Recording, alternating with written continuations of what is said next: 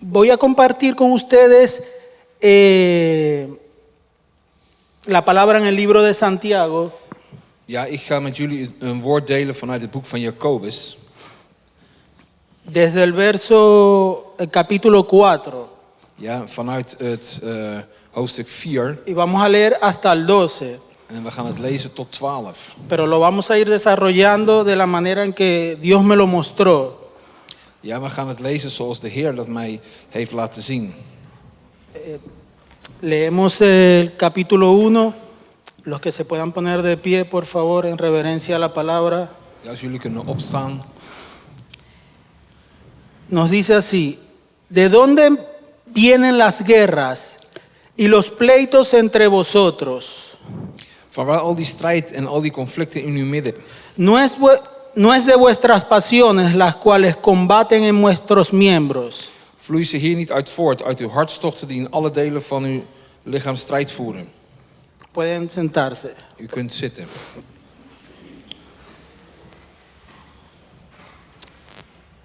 Siempre son dañinos los conflictos y las disputas entre los creyentes, entre los cristianos. Ja, zijn altijd woorden en ruzies en discussies tussen de broeders. Todas estas luchas y conflictos vienen de los malos deseos que tenemos en nuestra carne. Ja, en deze ruzies en al deze dingen die komen voort uit onze wensen vanuit het vlees. Slechte wensen vanuit het vlees. Pero no son solamente entre los cristianos, entre las personas normales, nuestros familiares y amigos también. Maar het is niet alleen tussen christenen, maar ook onder onze familieleden die geen christen zijn. Queremos más bienes, queremos más dinero, mejor nivel social. We willen veel meer dingen, we willen meer geld en we willen een hogere sociale status. Pero no acudimos a Dios. No acudimos a Dios, no nos sometemos a Dios. Maar wij onderwerpen ons niet aan God. Para que Dios nos llene de Él y estos deseos no tengan impacto en nosotros, estos deseos de la carne. Zodat God ons kan vullen en zodat wij deze gedachten van het vlees niet meer hebben. Cuando acudimos a Él, Él nos va a dar lo que necesitamos. Wanneer wij naar hem toe gaan, dan geeft hij ons wat wij nodig hebben. Vamos al verso 2. We gaan naar vers 2. Codiciáis y no tenéis. U verlangt naar iets en krijgt het niet. Matáis y ardéis de envidia. U benijdt anderen en beijvert u om dingen te bemachtigen en kunt ze niet krijgen. Y no podéis alcanzar. Combatís y lucháis, pero no tenéis lo que deseáis porque no pedís. U benijdt anderen en beijvert u om dingen te bemachtigen en kunt ze niet krijgen. En el 3, pedís y no recibís porque pedís mal. U bidt wel, maar u ontvangt niet, omdat u verkeerd bidt. Para gastar en vuestros deleites. Met het doel het in uw hartstochten door te brengen. Aquí Santiago nos menciona los problemas más comunes que tenemos nosotros al orar. Jacobus laat de problemen zien die wij ondervinden als wij moeten bidden of willen bidden. Porque pedimos de una manera errónea. Ja, omdat wij dus verkeerd vragen. O pedimos por razones equivocadas. Of wij vragen dingen uit onze hartstochten. No alineamos nuestros corazones con la voluntad de Dios. Wij zitten niet op één lijn met de wil van God. Aquí Santiago nos habla de una manera directa a los cristianos. Jacobus spreekt hier in een hele directe vorm tegen ons christenen. Y aunque fue escrita hace muchos años, En ook al werd het heel lang geleden geschreven, sigue vigente. ja, het is nog steeds actueel. ¿Cómo hablamos con Dios? Ja, hoe praten wij met God? ¿Cuándo lo hacemos? Ja, en wanneer doen we dat? ¿Pedimos para que Dios satisfaga nuestros deseos nada más? Ja, en vragen wij aan God om onze hartstochten te vervullen? ¿Buscamos la aprobación de Dios en lo que planeamos hacer? Zoeken wij dat God ons bevestigt in onze hartstochten? Nuestras oraciones van a llegar a tener poder. Ja, onze gebeden die gaan kracht krijgen. Cuando permitimos a Dios que Él tenga influencia en lo que deseamos.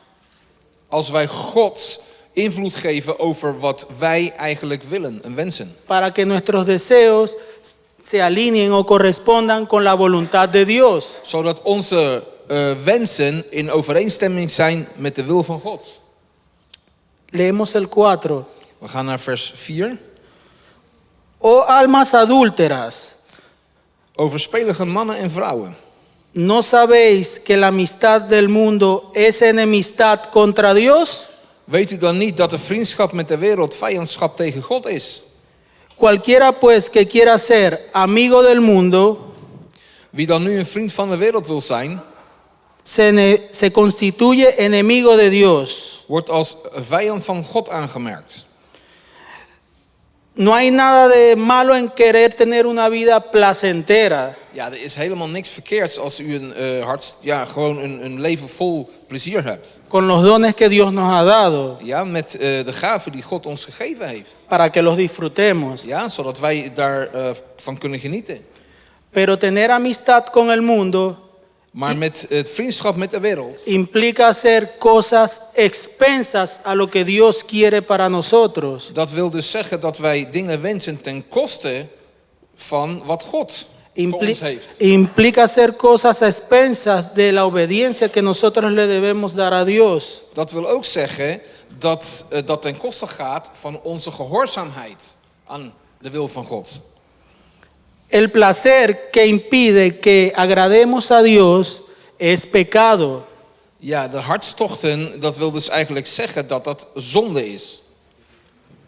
El placer que produce o que se alinea con la voluntad de Dios Ja, de hartstocht die zich op één lijn bevindt met de wil van God. es lo que nos conviene y es lo bueno para nosotros. Ja, dat is eigenlijk voor ons het goede.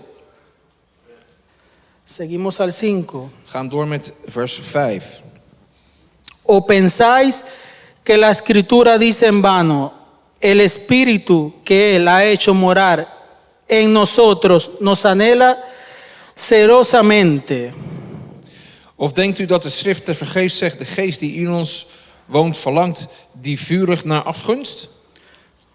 Pero Él da, en el 6, pero Él da mayor gracia y por esto dice, Hij echter geeft des te meer genade. Daarom zegt de schrift, Dios resiste a los soberbios God keert zich tegen de hoogmoedigen, y da gracias a los humildes. maar aan de nederigen geeft hij genade.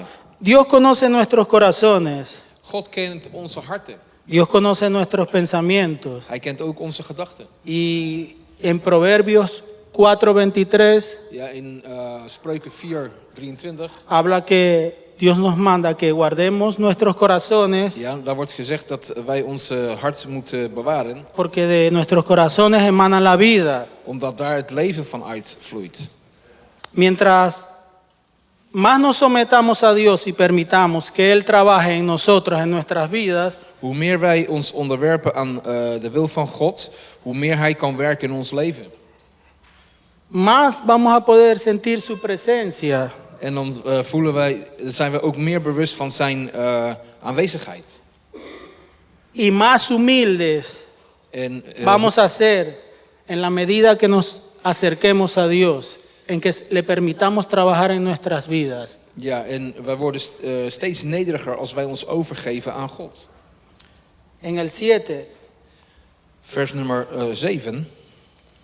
someteos pues a Dios, Onderwerp u dan aan God. resistir al diablo, Bied weerstand aan de duivel. y Él huirá de nosotros. En hij zal van u wegvluchten.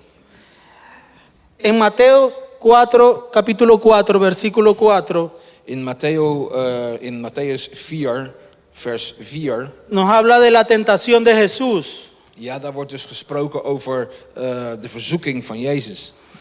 Y nos dice que después de haber ayunado 40 días y 40 noches, En daar wordt gezegd, nadat hij dus 40 nachten en dagen en nachten gevast had. Jesús es tentado por el enemigo de la humanidad. De duivel die verzocht hem. Y él respondió y dijo de esta manera: En Jezus antwoordde op deze manier. escrito está, staat geschreven. No solo de pan vivirá el hombre, De mens zal niet van brood alleen leven, sino de toda palabra que sale de la boca de Dios. maar van elk woord dat uit de mond van God komt. Por eso es que les digo que cuando oramos, cuando nos sometemos a Dios de corazón, de verdad, En daarom zeg ik, als wij dus bidden en ons onderwerpen aan el God, diablo tiembla, ja, de duivel die is heel erg, porque somos sus hijos. omdat wij zijn zonen zijn. Cristo ha pagado la deuda Ja, por nuestros pecados. Christus die heeft al de prijs betaald voor onze zonde.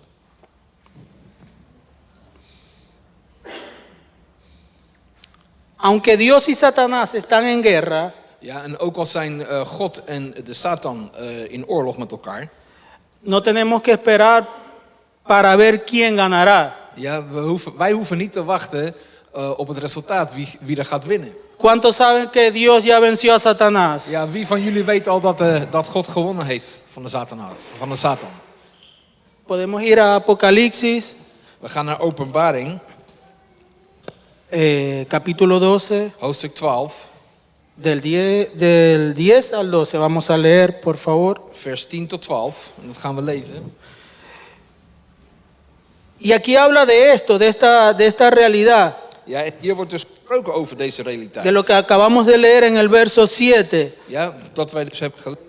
Vers 7. Y nos dice así: entonces oí una gran voz en el cielo que decía: En het woord zegt en ik hoorde een luide stem in de hemel zeggen: ahora ha venido la salvación nu is gekomen de zaligheid, y el reino de nuestro Dios de kracht en het koninkrijk van onze God y la autoridad de su Cristo, en de macht van zijn Christus. porque ha sido lanzado fuera el acusador de nuestros hermanos, Want de aanklager van onze broeders, el que los acusaba delante de nuestro Dios día y noche. die hen dag en nacht aanklaagde voor onze God, is neergeworpen. Y ellos le han vencido por medio de la sangre del Cordero En zij hebben hem overwonnen door het bloed van het lam y de la palabra del testimonio de ellos. en door het woord van getuigenis. Y menospreciaron sus vidas hasta la muerte. En zij hebben hun leven niet lief gehad tot in de dood. Por lo cual, alegraos, cielos, y los que moriráis en ellos. Daarom verblijdt u hemelen en u die daarin woont. Ay de los moradores de la tierra y del mar, Wee hun die de aarde en de zee bewonen. porque el diablo ha descendido a vosotros con gran ira, Want de duivel is naar beneden gekomen, sabiendo que tiene poco tiempo. naar u toe, in grote woede, omdat hij weet dat hij nog maar weinig tijd heeft. Y aunque Dios ha ganado la batalla sobre Satanás, como lo acabamos de decir y como lo sabemos, y tenemos que aferrarnos a esa verdad, Dios ha ganado la batalla sobre Satanás. Está abajo de nuestros pies. Ja, we weten dat de Satan onder onze voeten is. En wij weten ook dat God die oorlog al gewonnen heeft. De strijd gewonnen heeft. Él está aquí ahora En hij is nu hier. y procura convertirnos en su causa maligna. Ja, en de duivel is nu hier. En hij wil dat wij ons bekeren tot zijn slechte dingen. ¿Y ustedes qué creen? Están aquí sentados. Él está furioso en estos momentos porque estamos aquí. Ja, en zijn jullie ervan bewust dat de duivel nu hartstikke boos is omdat jullie hier zijn? Hablando de Cristo, compartiendo su palabra. Ja, en Christus die zijn woord verspreidt nu. Pero con el poder del Espíritu Santo en nuestras vidas, Maar met de kracht van de Heilige Geest in onze levens podemos resistir a Satanás. kunnen wij dus kunnen wij ons verweren tegen de Satan. Y Él va a huir siempre de nosotros. En hij zal altijd van ons vluchten. Él va a venir con tentaciones. Hij komt met verzoekingen. Pero si nos paramos fuertes en Cristo, de verdad, desde nuestros corazones, Él nos va a proteger. Él nos va a dar la fuerza para seguir adelante. Maar als wij sterk in Christus staan, dan zal Christus ons kracht geven om verder te gaan. Nos dice el verso 8. Vers 8 zegt het volgende. Acercaos a Dios y Él se acercará a vosotros. Nader tot God en hij zal tot u zal tot u naderen. Pecadores, limpiad las manos. Reinig de handen zondaars. Y vosotros de doble ánimo, purificad nuestros corazones. En zuiver de harten dubbelhartigen. En el 9. 9. Afligíos y lamentad y llorad. Besef uw ellendige staat en treur en huil. Que vuestra risa se convierta en lloro. Laat uw lachen veranderd worden in treuren. Y vuestro gozo en tristeza. In treuren en uw blijdschap in droevigheid. Humillaos delante del Señor y Él os exaltará. Verneder u voor de Heere en hij zal u verhogen. No hay nada que se resista del mundo cuando nos humillamos ante Dios. Er is niks van de wereld dat zich kan verweren tegen God. La humildad va de la mano con el amor. De nederigheid, dat gaat hand in hand met de liefde. Y Dios nos manda a ser humildes. En God gebiedt ons om nederig te zijn. Y en la medida de que le permitamos a Dios obrar en nuestros corazones, Ja, en in de mate dat wij God toestaan om in onze harten te werken, va a crecer más esa flor de la humildad, ese árbol de la humildad. dan gaat die boom en de bloem en die boom van nederigheid groeien.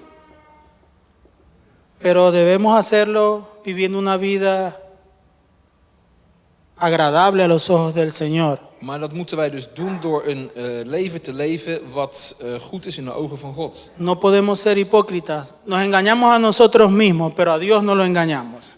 Wij kunnen niet hypocriet zijn en we kunnen God ook niet bedriegen, want we bedriegen onszelf eigenlijk. Por eso les dije que esta palabra me había confrontado mucho. En daarom zeg ik u dat dit woord mij geconfronteerd heeft. Y me va a confrontar cada día de mi vida. En dit woord dat confronteert mij dag in dag uit.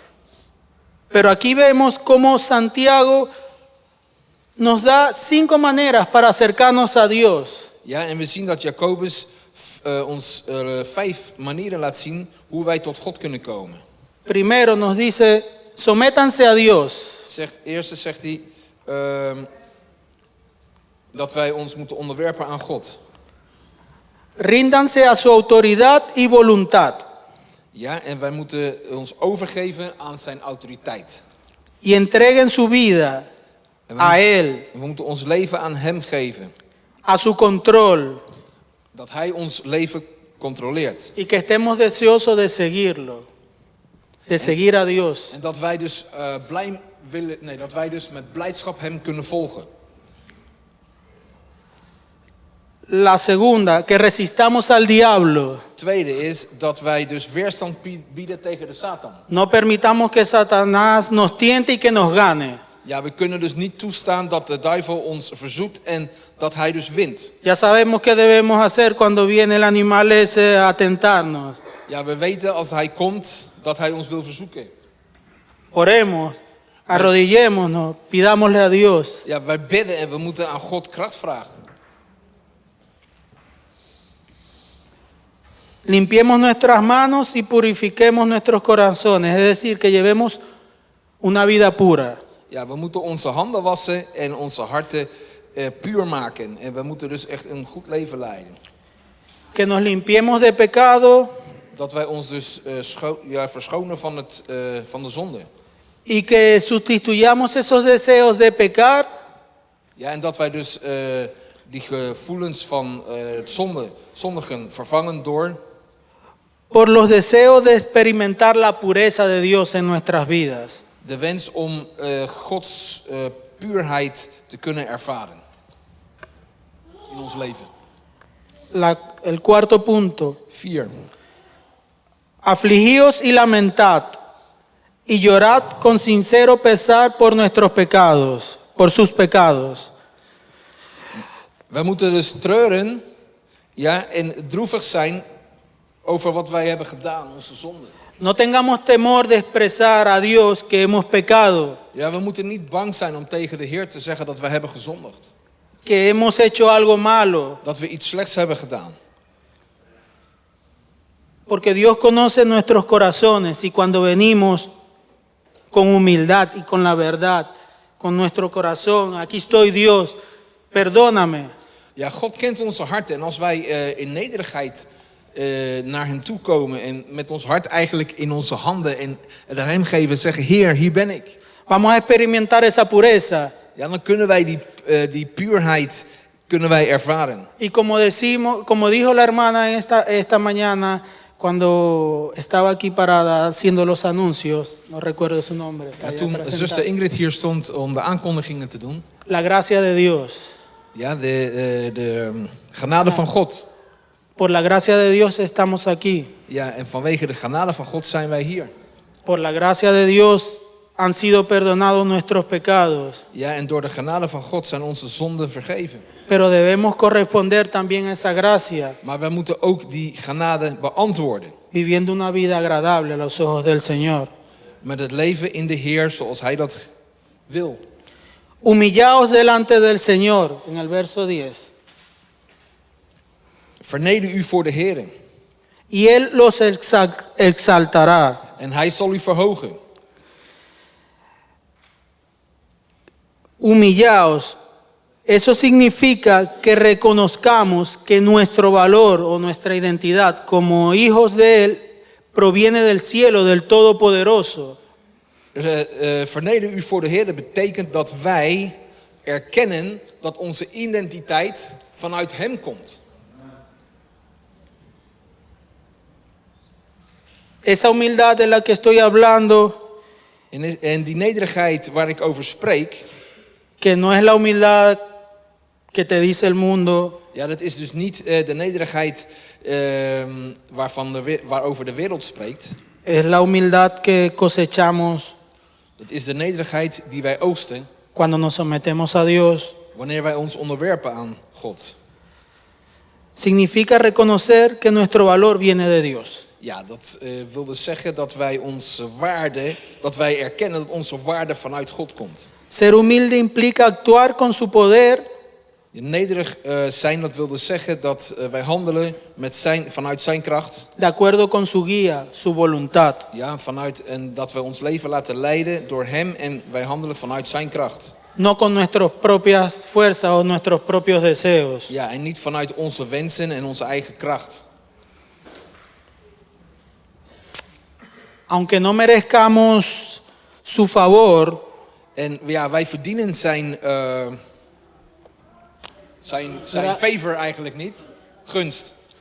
Él nos ama, Dios nos ama, Hij houdt van ons. y nos da el valor y la dignidad para seguir adelante, Ja, en hij geeft ons waarde en digniteit. para seguir adelante, Zodat wij voort kunnen gaan.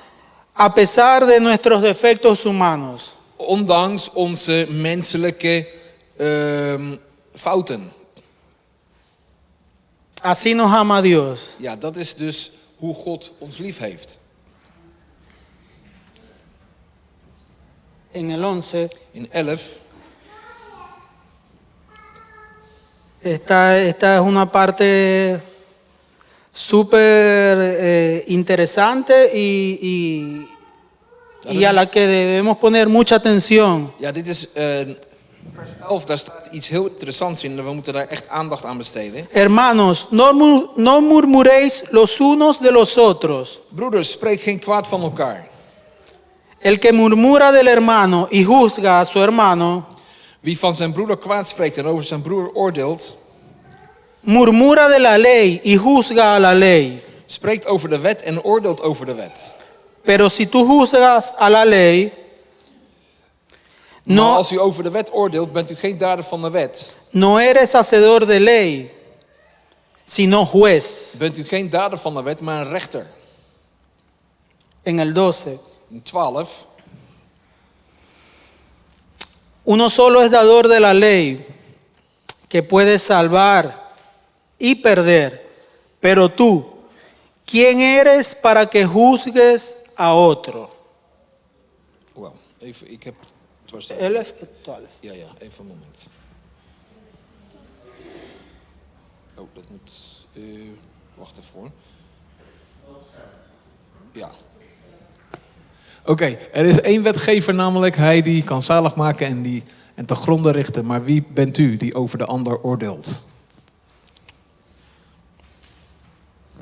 Aquí viene esta parte que he repetido y que he hecho hincapié, porque hablando de la humildad, y la humildad está conectada con el amor. Ja, en ik heb dit herhaald. Nederigheid, dat gaat hand in hand met de liefde. Y Jesús resume la ley en amar a Dios y amar al prójimo. Ja, en Jezus die vat de wet samen door te zeggen van je moet van God houden en van je naaste. Y Pablo nos dice que el amor que se le muestra al prójimo Ja, en Paulus die zegt dat de liefde die wij aan onze naaste laten zien, satisface ampliamente la ley. ja, vervult dus de wet. Entonces, si Jesús resumió la ley en que amemos a Dios y amemos al prójimo como nosotros mismos, Ja, en als Jezus de wet heeft samengevat dat wij dus aan onze naaste lief hebben zoals wij onszelf lief hebben, ¿dónde estamos parados como cristianos? ja, moeten wij ons afvragen waar wij staan als christenen. Cuando no amamos, Wanneer we dus niet lief hebben, estamos quebrantando la ley de Dios. breken wij de wet van God. Amén. Amen. Examinemos nuestras actitudes y nuestras conductas hacia los demás. Ja, wij moeten een zelfreflectie doen over ons handelen en ons handelen naar anderen toe.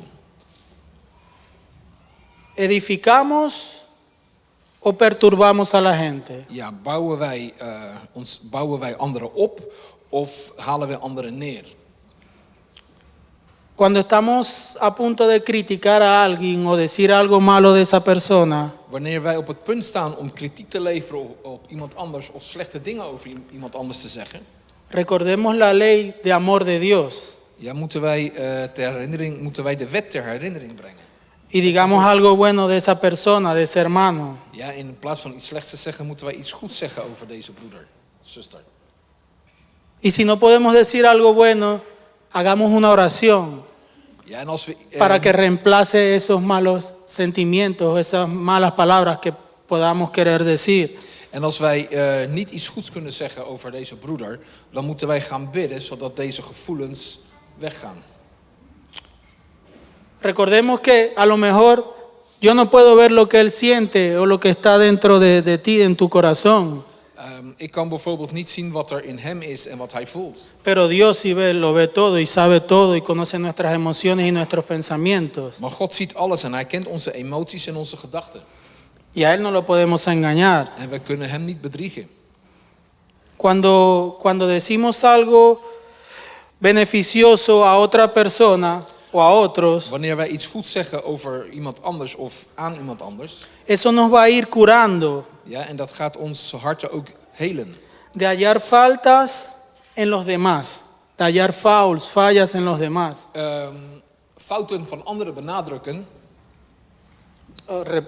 Repito, cuando decimos algo beneficioso Wanneer wij dus iets goed zeggen over iemand de mi hermano o de otra persona, ja, mijn broeder of iemand anders, o reemplazamos ese deseo de que tenemos a veces como seres humanos que somos de, hey, mira, en wij vervangen dus deze wens van, ja, kijk, luister.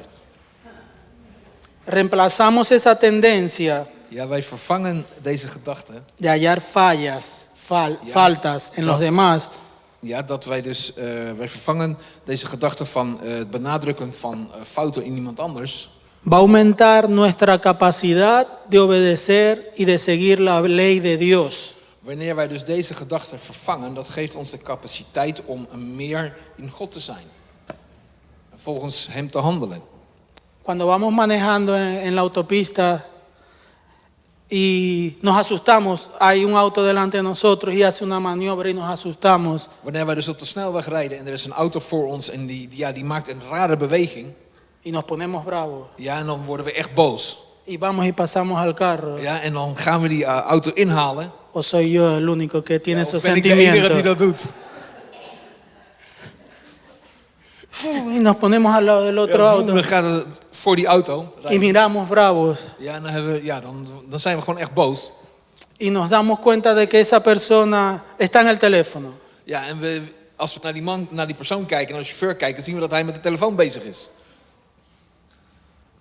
A eso me refiero. Ja, dat bedoel ik dus. Esos sentimientos. Ja. Es un pequeño ejemplo. Deze emoties, dat is een klein voorbeeld. Podemos reemplazar ese momento por una oración. En vez de decir una palabrota o algo que no está bien, Ja, we kunnen dus dit moment kunnen wij onze gedachten veranderen. In plaats van een slechte gedachte kunnen wij dus dit vervangen door een y hacer gebed. una pequeña oración. Ja, door een klein gebed op te zeggen. Si, oye Dios, ayuda a esa persona, protégelo, que va a haber un accidente en la autopista. Un Heere, ejemplo. Heere God, bescherm deze man en raak hem dusdanig aan dat hij geen ongeluk veroorzaakt. En lugar de decir algo malo. In plaats iets te zeggen van, iets slechts te zeggen. Y lo mismo pasa aquí en la iglesia y en nuestras vidas. Ja, en hetzelfde gebeurt hier in de kerk en in onze levens. Y para terminar, quiero leer nuevamente el verso 12. Ja, en om te eindigen wil ik vers 12 lezen. Que nos dice, uno solo es el dador de la ley, que puede salvar y perder. Pero tú, ¿quién eres para que juzgues a otros? Er is één wetgever, namelijk hij die kan zalig maken en te gronde richten. Maar wie bent u die over de ander oordeelt? Quizás como Santiago, Misschien zoals Jacobus. estamos desanimados por los tiempos difíciles. Voelen wij ons bedroefd vanwege de tijd waarin we leven. Problemas, deudas Er financieras, zijn problemen, er zijn schulden. preguntándonos muchas veces dónde está Dios, Ja, we vragen ons vaak af waar God is dan. batallando por permanecer en el camino de la vida, por hacer las cosas bien. En wij strijden eigenlijk met onszelf om het goede pad te volgen in ons leven. Y me pregunto y les pregunto, En ik vraag mezelf af en ik vraag het ook aan jullie. ¿y si confiamos en la sabiduría de Santiago, que ha sido inspirada por Jesús? Ja, en als wij dus vertrouwen op de wijsheid van Jacobus, die werd dus geïnspireerd door Jezus. Y le preguntamos a Dios, En we vragen aan God, ¿cómo quiere Él utilizar estas circunstancias vragen wij aan God hoe hij deze situaties wil gebruiken, para hacernos más como Jesús, zodat wij meer op Jezus gaan lijken. para acercarnos más a Jesús? Zodat wij Jezus meer kunnen naderen.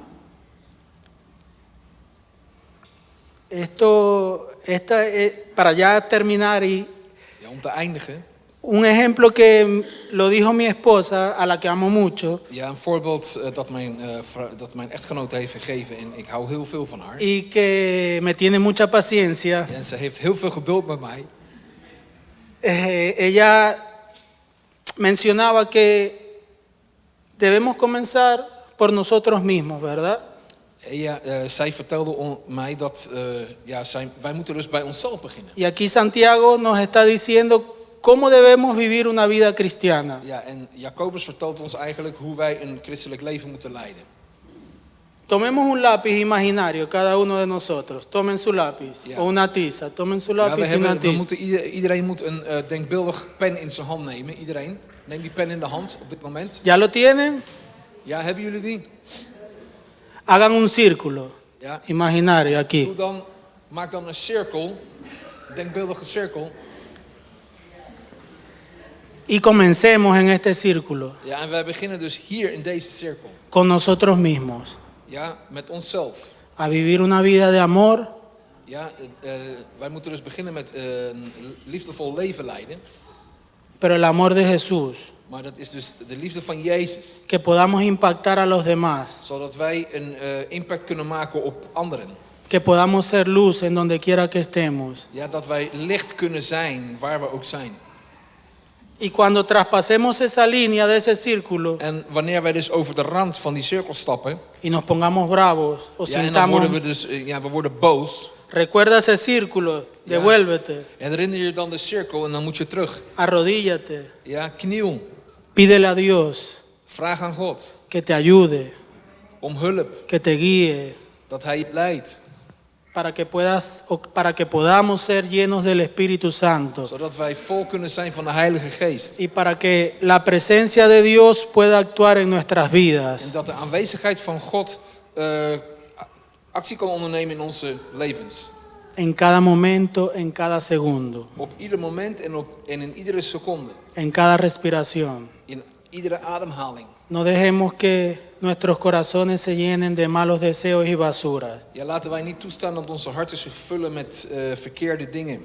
Sometámonos a Dios, Onderwerp je aan God. vivamos una vida agradable para Él. Ja, en leven wij een leven conform de wet wat de Heer Jezus wil voor ons. Aquí está cómo debemos vivirla. Daar is het.